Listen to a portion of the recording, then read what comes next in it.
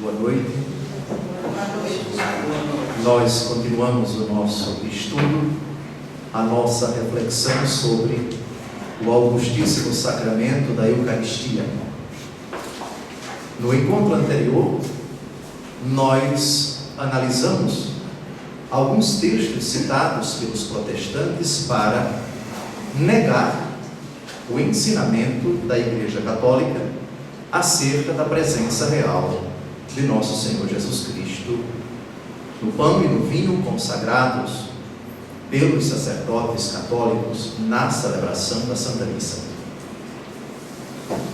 Hoje nós vamos estudar versículo por versículo os textos do capítulo 6 do Evangelho segundo João, mais precisamente o discurso de Jesus na sinagoga de Cafarnaum sobre a promessa da instituição da Eucaristia. E a grande pergunta é: essas palavras de nosso Senhor Jesus Cristo no capítulo 6 de São João sobre a Eucaristia devem ser interpretadas ao pé da letra, ou quando Jesus fala de carne, de sangue, da sua carne, do seu sangue, Jesus está falando simbolicamente? Nós analisamos o gênero literário alegórico, a alegoria. Analisamos também no encontro passado o gênero literário parábola. E vimos que há uma estreita ligação entre a parábola e a alegoria. Elas integram aquela figura de linguagem chamada metáfora. E a metáfora, ela não permite que nós interpretemos ao pé da letra os textos, porque na metáfora existe uma comparação, e um particular tipo de comparação é a alegoria. Vimos também muitos textos do Novo Testamento onde nosso Senhor Jesus Cristo e os apóstolos utilizam essa linguagem. Quando Jesus Cristo falava em parábolas e quando ele falava em alegoria, isso suscitava nos ouvintes dúvidas. E quando as dúvidas existiam, Jesus se encarregava de dirimi-las. Ou ele explicava por iniciativa própria, ou respondia às dúvidas dos ouvintes. Mestre, explica-nos esta parábola. Mestre, o que significa isto? Pois bem, nosso Senhor Jesus Cristo cuidava de explicar o sentido das palavras, das expressões que não eram claras aos ouvintes. Todavia, Jesus não passou 3 anos falando apenas em parábolas, falando apenas em alegoria. Muitos dos seus discursos eram literais. O que é um discurso literal? É aquele cujo sentido é a letra, cujo sentido é a expressão. Jesus multiplicou pães e peixes. A narrativa do milagre, da multiplicação dos pães e dos peixes, não permite que nós interpretemos o pão que saciou a fome daquela multidão, senão com o sentido de pão, pão mesmo, peixe, idem. Ora, essa linguagem é uma linguagem narrativa, é uma linguagem descritiva de fatos. Quando a linguagem é narrativa, é descritiva e visa a narrar de fato aquilo que aconteceu, a linguagem é uma. Quando, porém, estamos diante de um ensinamento onde nosso Senhor Jesus Cristo pretende, com uma história comparativa, transmitir uma lição, às vezes ele se utiliza de um subterfúgio, isto é, de um recurso de linguagem de comunicação que atende pelo nome de parábola, às vezes pelo nome de alegoria e assim por diante. Agora, atentos, católicos e os demais que estarão assistindo este vídeo pela internet, a questão é: o capítulo 6 do Evangelho segundo João. Tem algo de comparação? Tem algo de figurado? É uma linguagem a ser interpretada figurativamente ou literalmente? Vamos ao texto. Primeiro vamos recordar o contexto do capítulo 6. Podem folhear rapidamente na Bíblia, apenas uma olhadela em todo o capítulo 6, que é dividido em 3 momentos. O primeiro momento, a primeira parte do capítulo 6, vocês percebem, é o milagre da multiplicação dos pães e dos peixes. Confere. Então, os primeiros versículos, nosso Senhor Jesus, narra-se o milagre da multiplicação dos pães e dos peixes. Já é algo preparatório, por assim dizer, para aquilo que vai vir na terceira parte do capítulo 6. Jesus então sacia a fome material, a fome da barriga do povo, mas preparando o povo para um discurso que vai prometer um outro alimento, de outra natureza, de outra categoria, de outro âmbito, um alimento inteiramente novo, que vai saciar a fome e a sede do povo por toda a eternidade. Que alimento é esse? Jesus não cita na primeira parte do capítulo 6. É o milagre da multiplicação dos pães e dos peixes. Reparem agora na segunda parte do capítulo 6. Jesus caminha sobre as águas. Não é verdade? Também a tradição da igreja, os padres da igreja, toda a tradição viva da igreja, enxerga nesse segundo sinal do capítulo 6 um indício, uma preparação de nosso Senhor Jesus Cristo para a grandiosidade daquilo que ele vai dizer quando se dirigir a Cafarnaum, precisamente na sinagoga. Muito bem, reparem que o final do relato do milagre de Jesus andar sobre as águas, logo depois que encerra-se esse relato, nosso Senhor Jesus Cristo se dirige a Cafarnaum. E lá, na sinagoga de Cafarnaum, ele profere esse discurso que para nós é imprescindível. Católicos romanos, o capítulo 6 do Evangelho segundo João é crucial para a vossa fé. Mas estamos aqui no cerne de algo que é profundamente nosso: a catolicidade da igreja. A igreja católica, na sua essência, no seu núcleo doutrinal, dogmático, tem no capítulo 6 um elemento imprescindível.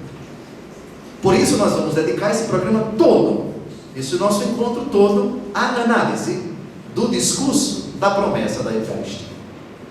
Estamos, portanto, na sinagoga de Cafarnaum. Vamos ao texto, parte por parte.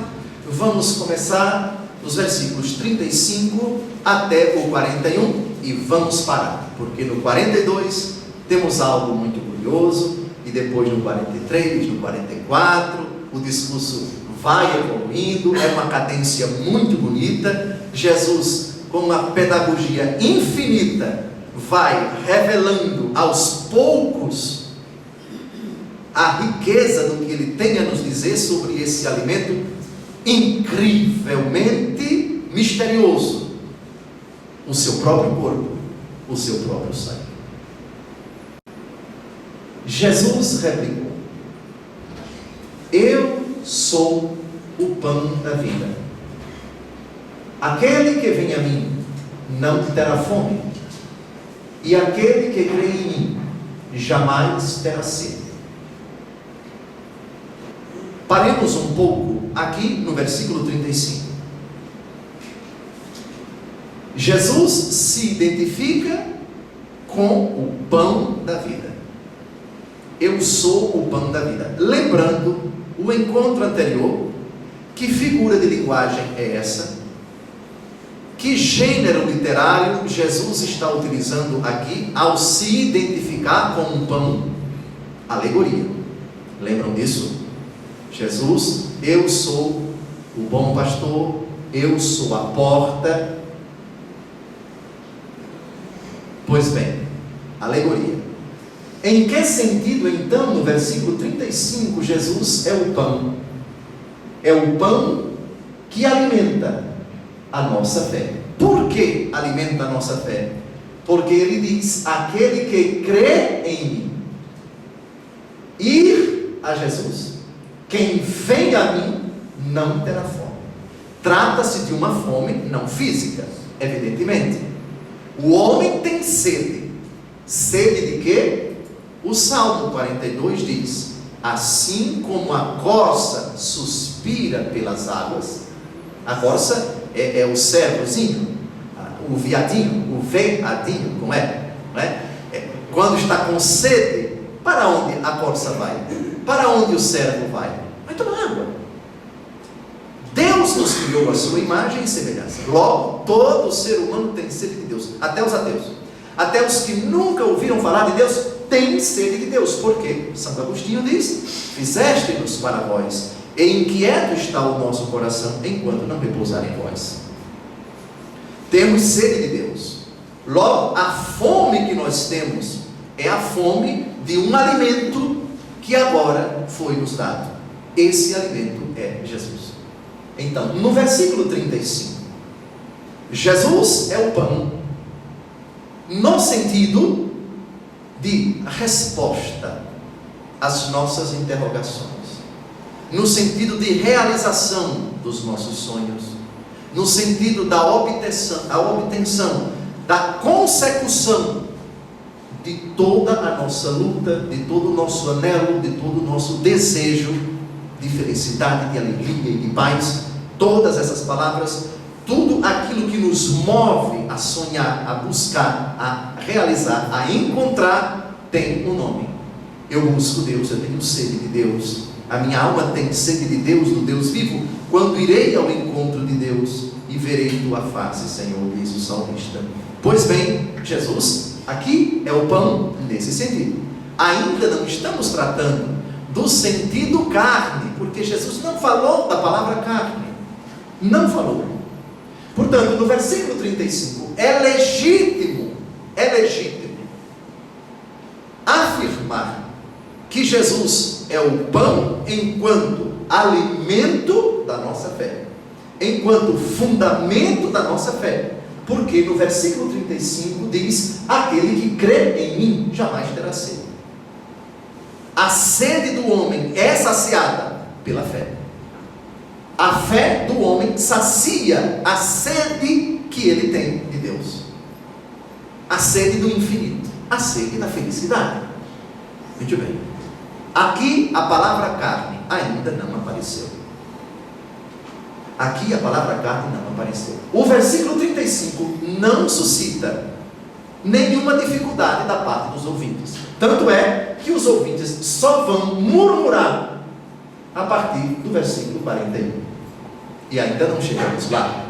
E reparem qual o motivo que leva os ouvintes a murmurarem. O versículo 35 não causa murmuração. Logo, os judeus entenderam o sentido de pão no versículo 35. Continuemos. Mas já vos disse: vós me vedes e não credes. Todo aquele que o Pai me dá virá a mim, e o que vem a mim não o lançarei fora. Os versículos 36 e 37 também não apresentam dificuldade para os ouvintes, e penso que para nenhum de nós. Quem vai a Jesus, Jesus não o rejeita. E Jesus está diante de pessoas incrédulas que veem Jesus e não creem em Jesus. É um endurecimento difícil de explicar. Penso que os versículos 36 e 37 não apresentam dificuldades. Prossigamos. Pois desci do céu, não para fazer a minha vontade, mas a vontade daquele que me enviou. Agora nós vamos dar uma olhada no versículo 41, para nós concluirmos que esse primeiro versículo problemático, por assim dizer, para os ouvintes de Jesus, é o versículo 38. Jesus diz categoricamente: desci do céu. Qual é a reação deles no versículo 41? Vamos ler o versículo 41. Murmuravam então dele os judeus, porque dissera: eu sou o pão que desceu do céu. Em outras palavras, espera aí, esse daí não é José, Jesus, o filho do carpinteiro? Nós não conhecemos a sua família. Como é que ele diz desci do céu? Reparem que no fenômeno da comunicação, quando uma palavra, uma expressão não é clara e suscita dificuldades da parte dos ouvintes, o comunicante, o comunicador, tem a obrigação de explicar qual o sentido da frase ou da palavra que ele utilizou. E nós sabemos que Jesus desceu do céu. E no discurso, Jesus não nega. Jesus não diz, foi num sentido figurado. Mas isso a gente vai ver mais para frente. Eu só citei o versículo 41 para mostrar a reação dos judeus à frase, a primeira frase, difícil por assim dizer, de eles aceitarem: desci do céu. Jesus desceu do céu. Jesus nem voltou atrás na afirmação, nem disse que aquela afirmação devia ser entendida no sentido figurado. Continuemos. Versículo 39. Ora, esta é a vontade daquele que me enviou, que eu não deixe perecer nenhum daqueles que me deu, mas que os ressuscite no último dia. Aqui, uma pergunta precisa ser feita àqueles que criticam a doutrina da Igreja Católica sobre a Eucaristia, particularmente no capítulo 6 de São João. Jesus fala de ressurreição.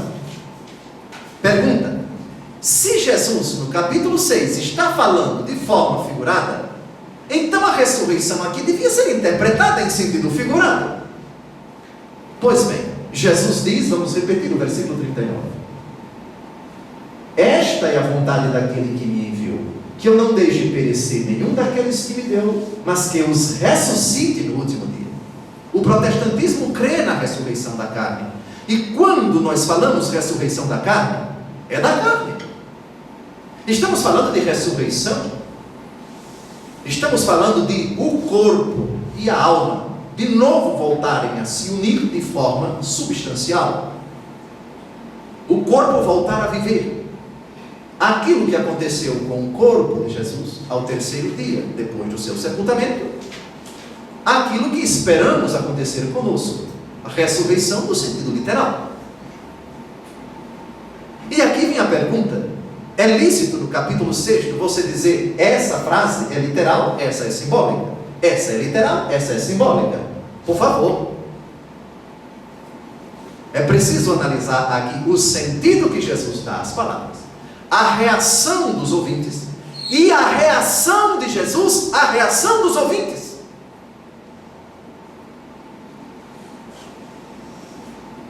Versículo 39. A ressurreição no sentido literal. Continuamos. O versículo 39 não suscitou dificuldades da parte dos judeus. O problema é o versículo 30 e 38. Desci do céu. Desci do céu. A dificuldade não está na ressurreição. Vamos ao versículo 40. Esta é a vontade de meu Pai, que todo aquele que vê o Filho e nele crê tenha a vida eterna, e eu o ressuscitarei no último dia. Primeiro, se perguntarmos a um protestante, quando Jesus fala de vida eterna, Jesus está falando ao pé da letra ou está falando de forma simbólica? Eu não acredito que um protestante vai dizer que Jesus aqui está falando de uma vida eterna em sentido figurado, o que significaria, na verdade, passar um mês num spa bem gostoso, ou num hotel 16 estrelas em Dubai, enfim, uma vida eterna aqui mesmo na terra. Não, não é vida eterna mesmo? Ah, muito bem, então Jesus aqui está falando ao pé da letra? Sim, Senhor. Ah, ótimo. Vamos então à segunda parte do versículo 40. Eu ressuscitarei no último dia. A ressurreição de que Jesus está falando aqui é uma ressurreição no sentido figurado. Você que estava deprimido agora vai ficar alegre. Você que estava acabrunhado agora vai ficar esperançoso. Você que estava endividado agora vai quitar suas dívidas. É uma ressurreição no sentido figurado? Ah, não, Dom José, é no sentido mesmo literal. A carne que vai apodrecer vai readquirir vida. Muito bem, que maravilha. Então é interpretação no sentido literal. Ótimo. Continue assim, porque vão vir outras coisas aqui ainda no capítulo 6. Vamos então agora ao versículo 41. Murmuravam então dele os judeus, porque dissera: eu sou o pão que desceu do céu. Reparem que do versículo 35 ao versículo 40 são muitos os assuntos. Jesus fala do pão, Jesus fala e eles não contestam. Jesus fala de sede e eles não contestam. Jesus fala de vida eterna, eles não contestam. Jesus fala de ressurreição no último dia e eles não contestam. A dificuldade está na expressão do versículo 38, o pão que desceu do céu. Eu desci do céu. Pule agora para o versículo 42.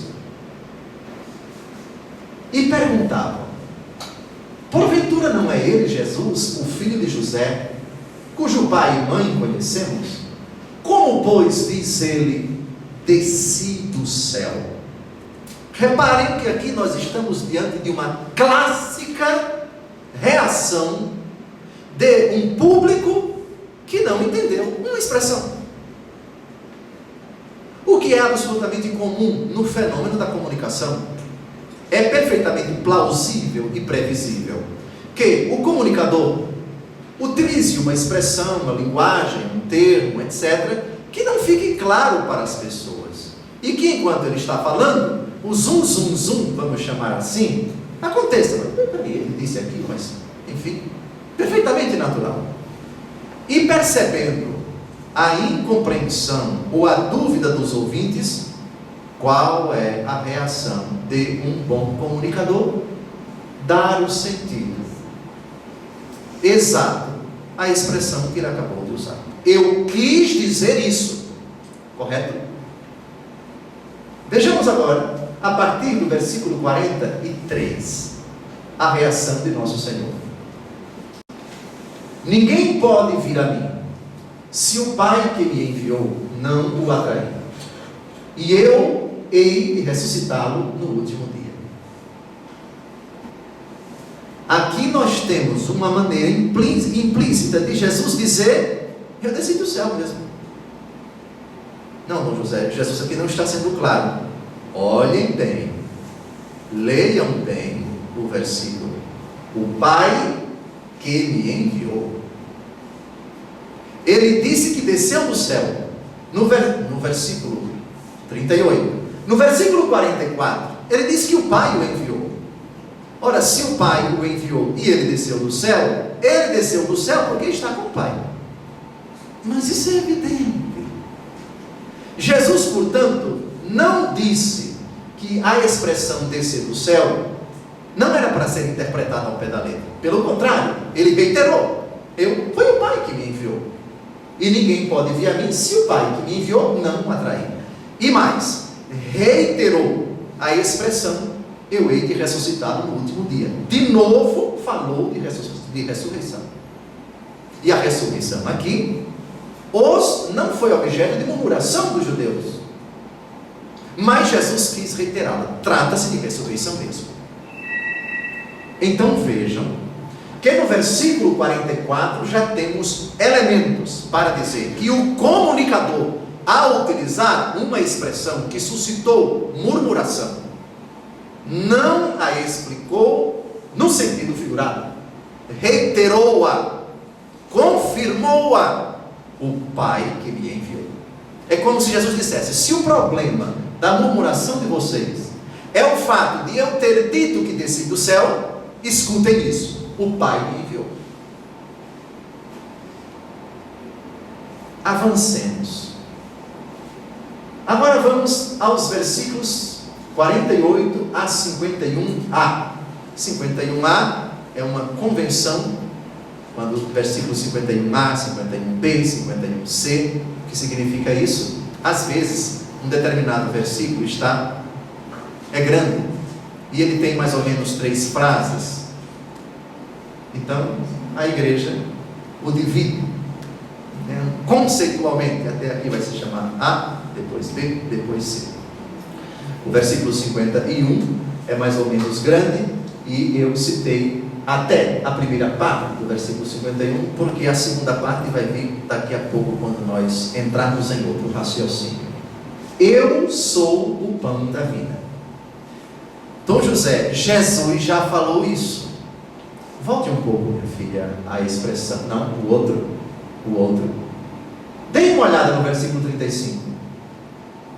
Eu sou o pão da vida. Quando num discurso nós repetimos o raciocínio ou a expressão, qual é a nossa intenção? Reforçar. É como se nós disséssemos: eu quero que isso fique bem claro, eu quero que não pare nenhuma dúvida, eu insisto para que isso fique bem impregnado na cabeça de vocês, no coração de vocês. Então Jesus, de novo, não é repetição. Há uma repetição na linguagem, na leitura, na escrita, que nós sabemos que é maçante, que é redundante, que é tautológica. Mas há outras repetições que não. Elas são incisivas, elas são confirmatórias, elas são para solidificar, para não suscitar dúvida, para reiterar, para repetir, e assim por diante. Volte então agora, vamos lá ao texto que estamos a repetir. Eu sou o pão da vida. Aliás, um único versículo. Já repararam isso? A igreja católica, que foi quem dividiu as frases da Bíblia em capítulos e versículos, os livros da Bíblia em capítulos e versículos, foi coisa da igreja católica. A divisão das frases em versículos não foi por acaso.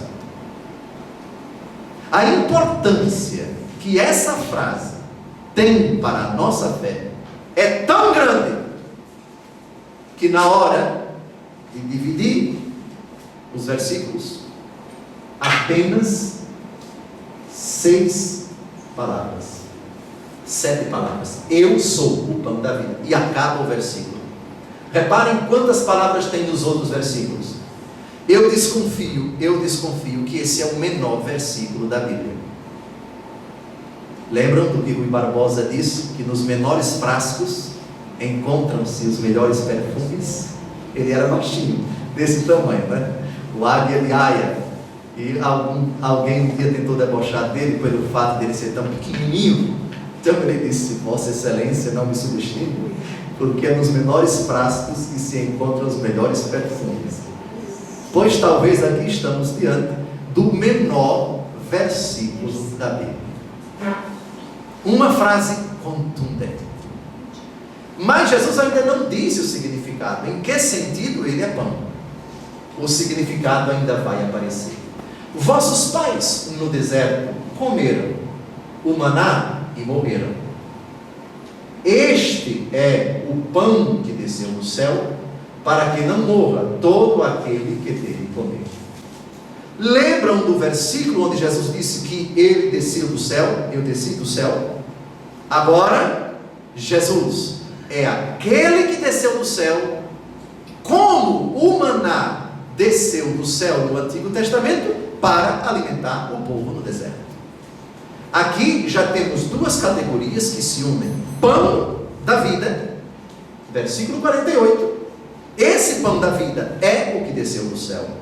E quem desceu do céu foi Jesus. Ele disse: eu desci do céu. E na analogia, na comparação entre o pão que desceu do céu, que é ele, e o maná, ele se identifica com o pão que desceu do céu, para que não morra todo aquele que dele comer. Aqui Jesus está falando em comer o pão que desceu do céu.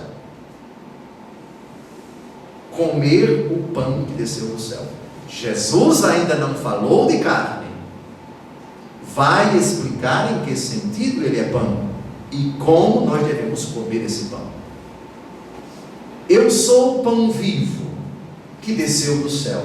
Reparem que essa frase é, de certa forma, uma conjunção do que está no versículo 48 com o que está no versículo 50. Eu sou o pão vivo que desceu do céu. Quem comer deste pão viverá eternamente. Reparem a sutileza do pronome demonstrativo utilizado no começo do versículo 50. Quais são os pronomes? Este, esse e aquele. Quando é que nós utilizamos o pronome este? Quando ele está aqui comigo, ou quando sou eu. Este homem que está aqui é bispo. Esse homem que está aqui é seu Brito. Esse homem que está aqui é seu Wellington. E se a pessoa de quem nós estamos falando não está aqui no nosso círculo, aquele que está na entrequadra lá, não sei onde. Muito bem. Este, esse, aquele. Isso aqui é assunto de quinta série, curso língua portuguesa. Pois bem, este é o pão. Este. Jesus se identifica com ele. Este. É lógico que, que Jesus não está com nenhum pão ali. Jesus está discussão. Jesus está na sinagoga. Não está com nenhum pão ali. Aliás, está aqui ele fazendo uma comparação entre ele e o maná. Vossos pais no deserto comeram o maná, portanto, aquele alimento, e morreram. Este é o pão que desceu do céu. Que fique bem claro, a Bíblia é muito precisa quando utiliza as palavras. Não são palavras gratuitas, elas têm um significado profundo. Pule agora para o versículo 51b e seguintes. Agora a coisa vai esquentar, por assim dizer, entre aspas. Porque até então Jesus fala do pão que desceu do céu. Jesus diz que ele desceu do céu. Jesus fala da necessidade de comer a quem crer no Filho do Homem, ele terá a vida eterna. Fala da necessidade de comer o pão que desceu do céu. Quem comer deste pão vai viver eternamente. No final do versículo 51, nós temos o pão que eu hei de dar, é a minha carne para a salvação do mundo. Minha carne. Aqui chegamos na parte nevrálgica do capítulo 6.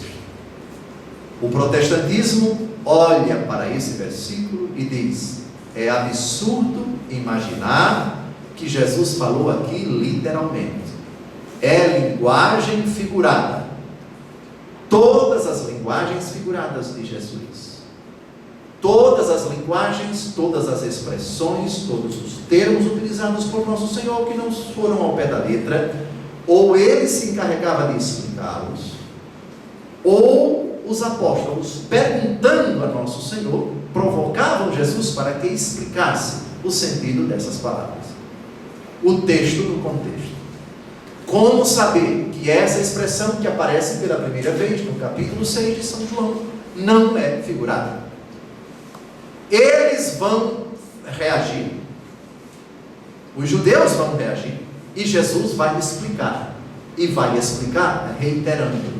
Não vai explicar no sentido figurado. Vejamos a reação dos judeus. É a primeira vez que Jesus fala carne a minha carne para a salvação do mundo. O pão que eu hei de dar é a minha carne. Próximo texto. A essas palavras, os judeus começaram a discutir, dizendo: como pode este homem dar-nos de comer a sua carne? Clássica reação de um público que não entendeu o sentido dado por Jesus à palavra carne. Humanamente falando, reconheçamos, é um absurdo. Sem a fé é inadmissível admitir, é inadmissível concordar com a possibilidade de comer a carne de uma pessoa. Tire a fé e essa afirmação de nosso Senhor é inaceitável. Então, eles se perguntam: é carne mesmo? Vejamos a reação de Jesus. Segue o texto.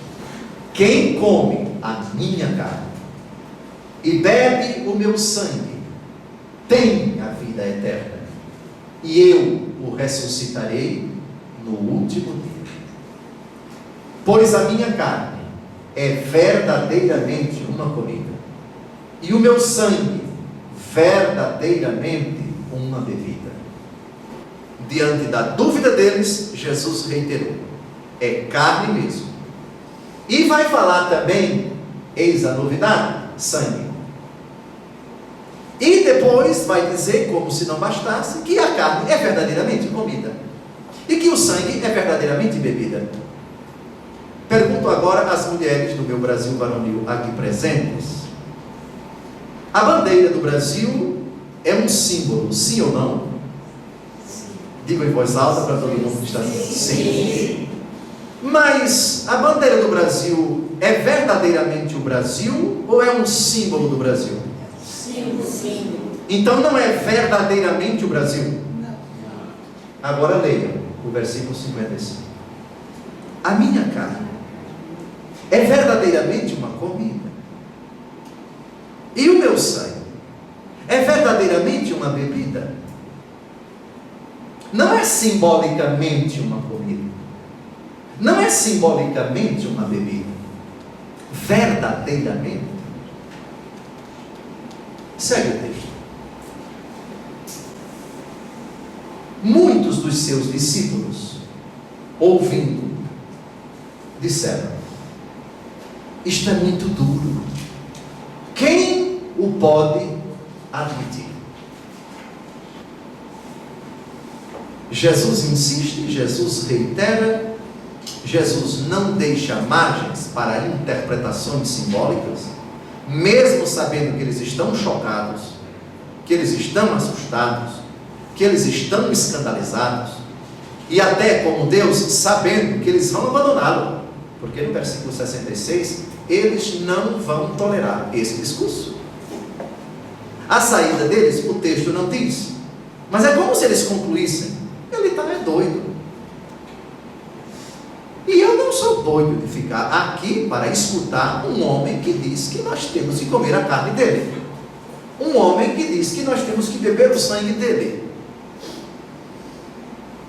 Então estamos aqui no auge. Vamos considerar esse momento do versículo 60 como uma tensão. Agora a coisa chegou aqui no nível. E agora? Se Jesus falasse, estivesse falando numa linguagem simbólica, figurada, ele explicaria, não causaria essa perplexidade e responderia de uma outra forma à murmuração deles, quando Jesus falou pela primeira vez, carne, e precisamente agora no versículo 60. Segue o texto. Eu disse ainda há pouco que aquela tensão redundaria num afastamento quase completo das pessoas que seguiam nosso Senhor. Dito e feito. Desde então, muitos dos seus discípulos se retiraram e já não andavam com ele. Por que eles se retiraram? Porque, volte de novo ao versículo 60, por causa dessa reação. Isto é muito duro. É duro, sim. Eu quero dizer, mas com todo carinho a você que não é católico, que essa verdade que nós católicos romanos professamos não é invenção nossa. Nós não temos autoridade nenhuma. Nós não temos competência para inventar nada. Nós respeitamos a afirmação, o ensinamento, nesse caso aqui, promessa, que acabou se concretizando no dia da instituição da Eucaristia, e vamos analisar mais na frente esses textos, os textos da instituição da Eucaristia. É duro, sim, sem dúvida alguma, é duro. Só com a fé, só com o dom de Deus, nós acreditamos, nós aceitamos uma linguagem tão dura como essa. E porque veio de Jesus, aceitamos sem discutir. Nós, a nossa fé, não está radicada em moleza. Nós acreditamos no que é duro. É uma verdade que a nossa razão não consegue alcançar sozinha, somente com a fé. Acreditar que com as palavras da consagração, o pão deixa de ser pão e se torna corpo, sangue, alma e divindade de nosso Senhor Jesus Cristo. Mesmo que o cheiro seja de pão, mesmo que a cor seja de pão sem fermento, mesmo que o tamanho tão pequeno, tão frágil, mesmo que as propriedades bromatológicas, físicas daquele alimento sejam de fato de um alimento chamado de pão sem fermento, feito de trigo, mas Jesus prometeu que esse pão seria a sua carne. E porque ele disse, é pela autoridade de sua palavra, não é tanto a autoridade da igreja. A autoridade da igreja diante da autoridade de Jesus se submete. A autoridade da igreja, ela existe em função da autoridade de Jesus, porque Jesus deu a autoridade à igreja. Toda a autoridade lhe foi dada no céu e na terra. Ide. Muito bem. Acreditar que aquilo que é colocado no cálice, mesmo depois das palavras da consagração, tenha cheiro de vinho, e não seja vinho, mas o sangue de Cristo, é duro. Sem a fé, portanto, é absurdo. Acreditar que o gosto daquilo que está no cálice, depois das palavras da consagração, é gosto de vinho, mas não é vinho, mas o sangue de Cristo, isso é duro. Para quem não tem fé, é impossível de admitir. É duro, mas é aceitável. Por quê? Porque muitos foram embora, versículo 60, mas alguns ficaram. Outro detalhe muito importante, diante da reação daqueles que foram embora, isso aparece no versículo 66, volte depois, eles já foram embora, não ficaram mais com o nosso Senhor. Vejamos agora a reação de Jesus. Primeiro, Jesus não pede para quem quer ir embora voltar. Jesus não disse, voltem. Deixa eu explicar de novo. Não, é duro, mas foi um mal entendido. Ou vocês também são muito radicais, vão logo levar o pé da letra. Não é bem assim, não é carne no sentido literal, nem sangue no sentido literal. Voltem aqui, não me deixem só, por favor, não me deixem só.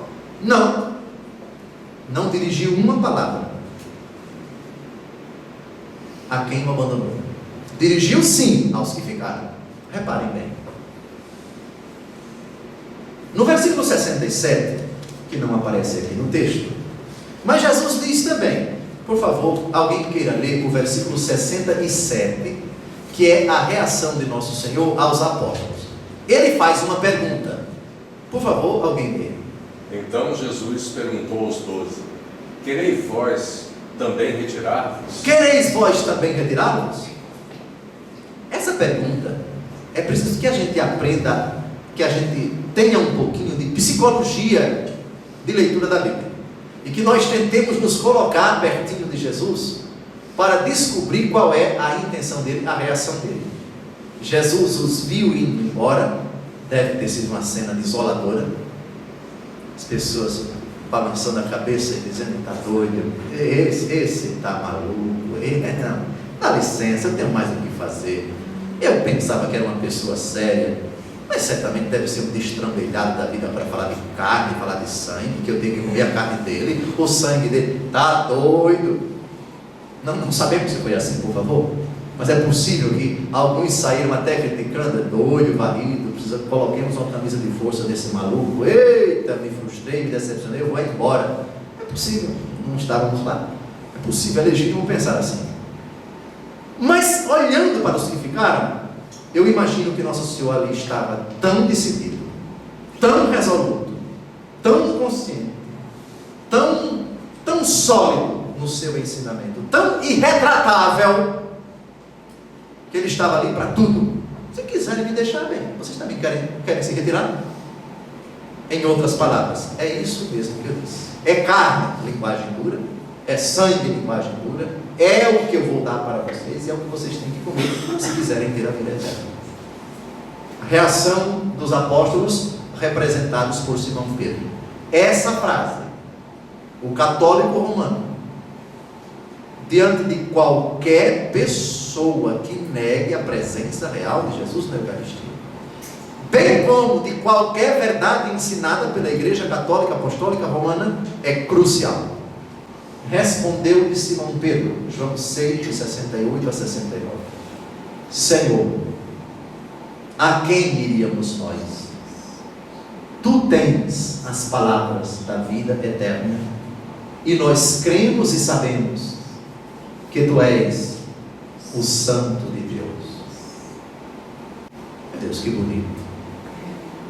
A quem nós iremos? Encontramos a resposta às nossas interrogações, encontramos o sentido da nossa vida, e Te aceitamos por Tua causa, não porque isso satisfaz o meu gosto, não porque isso se enquadra à minha lógica. Olha, dá licença. Seguir a Jesus Cristo somente enquanto a sua razão concede, entende, faça-me um favor. Lá na minha terra, Alagoas, nessa hora, para esse tipo de seguidor de Jesus, vale uma frase: a porta da rua é a serventia da casa. Ah, não gosta da linguagem dura, que é um cristianismo light, diet, não engordite. Olha que interessante. Uma coisa que você goste. Claro que o gosto, que o prazer, que a alegria, as emoções, né? Quando eu estou aqui, eu vivo esse momento lindo, etc. A música do Roberto. É lógico que a satisfação, ela é um elemento integrante da nossa fé, sem dúvida. Mas lembrem-se que é um elemento secundário. Lembrem-se que há determinados terroristas que morrem por causa da sua religião, sentindo um prazer imenso. Sentem, não veem a hora de se explodir na frente de A ou de B, achando que vão ganhar o céu com isso. Certo?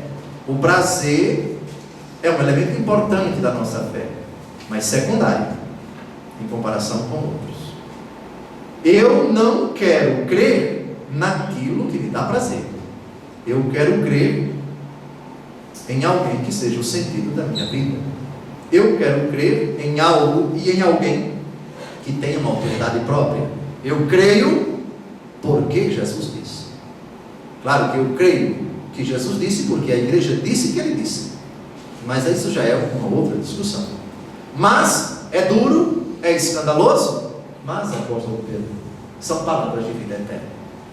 É duro, mas é palavra de vida eterna. E nós cremos e sabemos que Tu és o Santo de Deus.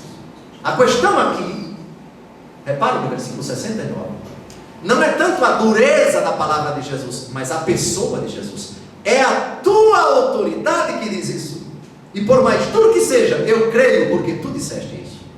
Entenderam a beleza? Entenderam a riqueza? Foi Ele quem disse. E o sentido do que Ele disse, Ele mesmo disse, Ele reiterou, Ele repetiu várias vezes, inúmeras vezes. Continue, por favor. Antes de nós comentarmos os textos que não foram citados aqui, versículos 55, 56, 57 e 58, eu queria comentar para derrubar a lógica daqueles que dizem que Jesus, quando falou comer a carne dele, e que nós devemos beber o sangue dele, que Jesus não estava falando de forma figurada, e o protestantismo disse que ele estava falando de forma figurada. Eu quero lembrar a vocês o seguinte: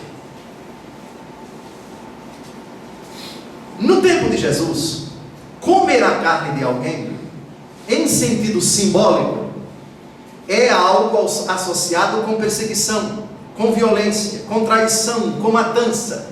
Em outras palavras, na Bíblia, há determinados versículos que falam de comer a carne de alguém, de beber o sangue de alguém. Só que, quando esses textos aparecem em linguagem simbólica, o contexto nos ajuda a compreender que são expressões simbólicas. Vejamos Miqueias capítulo 3, versículos de 2 a 3. E entretanto, odiais o bem e amais o mal. Arrancais a pele da carne e a carne dos ossos. Devoram a carne do meu povo. Atenção. Devoram a carne do meu povo. Arrancam-lhe a pele. Quebram-lhe os ossos. Partem-no com os pedaços postos na panela, como a carne para a caçarola. O profeta Miqueias está se referindo aqui à conduta violenta, agressiva, bélica dos judeus uns com os outros. Comer a carne de alguém aqui está em sentido simbólico e tem relação com perseguição, com violência, com traição, com matança.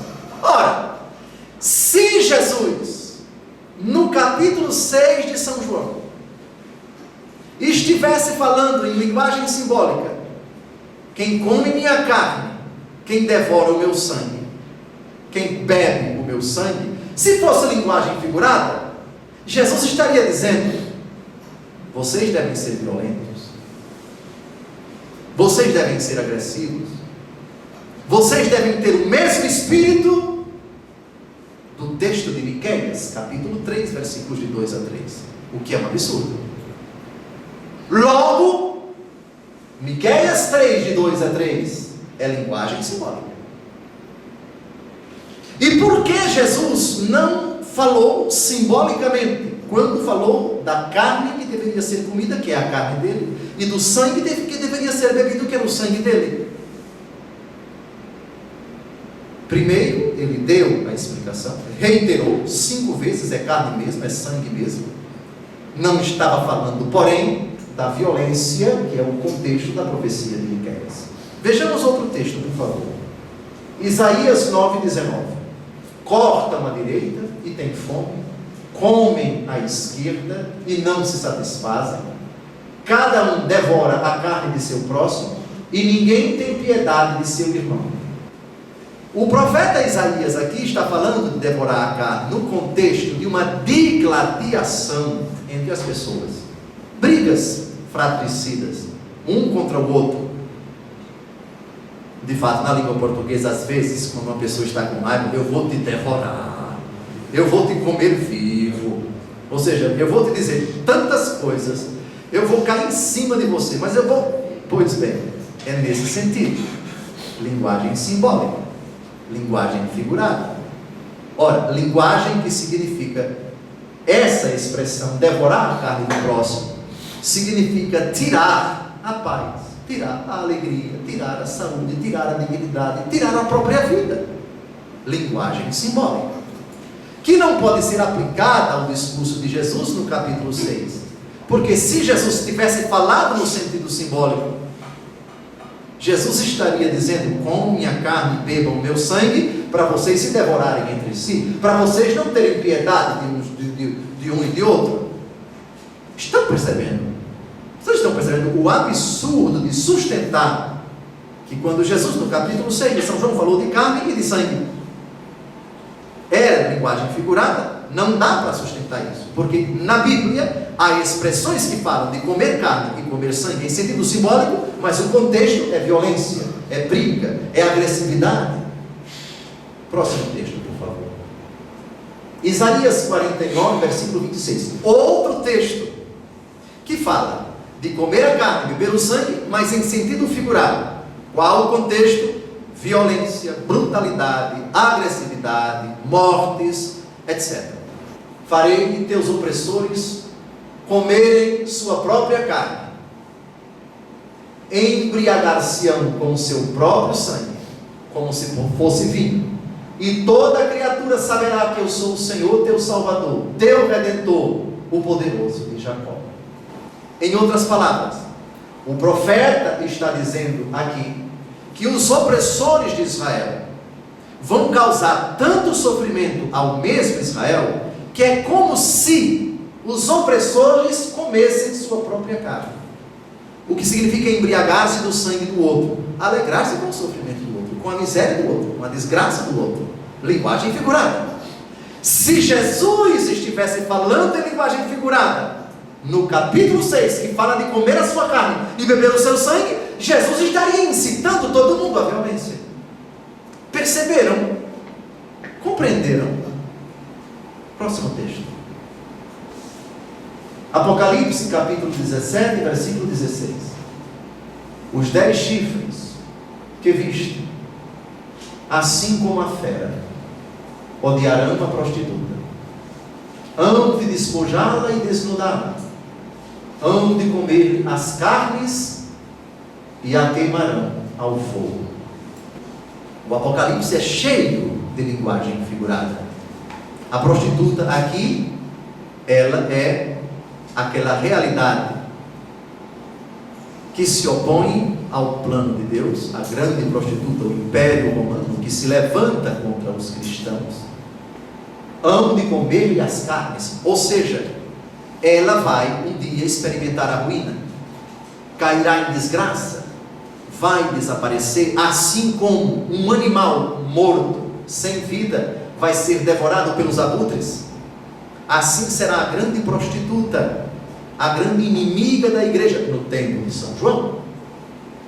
Ela será reduzida a nada, assim como um corpo sem vida está ali à mercê dos abutres, também será a situação da grande prostituta. Linguagem figurada, que, repito, não pode em hipótese alguma ser aplicada às palavras de Jesus, porque essa linguagem figurada está associada com vingança, com violência, com desforra, com ódio, e seria absurdo dar um sentido figurado às expressões carne e sangue no capítulo 6 de São João, porque isso equivaleria a se identificar com o sentido dado por estes autores quando falam de comer a carne, de devorar o sangue, de beber o sangue, nesse contexto de violência, de ódio, de perseguição, de rivalidades, de rixas, de desforra.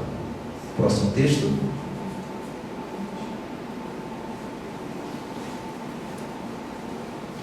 Nós preferimos parar aqui, porque estamos a 1 hora.